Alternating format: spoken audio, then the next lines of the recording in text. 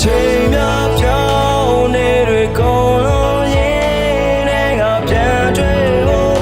တိမ်မာတရားများဘဝမှာအမှားရင်များငါပြန်ဆန်နေတော့ရောရတော့လွင်လို့စားရင်နဲ့ငါမျောလင်းငယ်ခဏတာကိုဝင်ဘူးတဲ့ဒီဝဲမှာငါချင်တရားရရှိ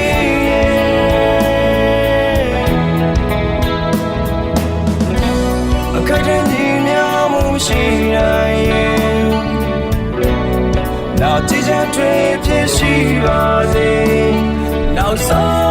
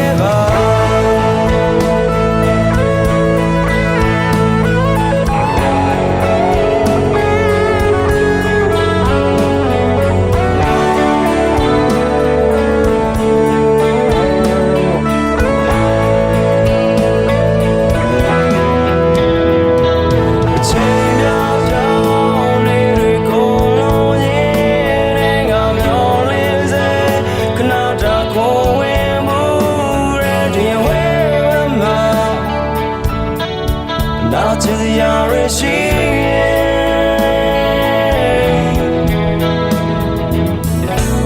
အခက်အခဲကြီးများမှုမရှိနိုင်ရင်နောက်ကြည်ချင်တွေဖြစ်ရှိပါစေနောက်ဆုံး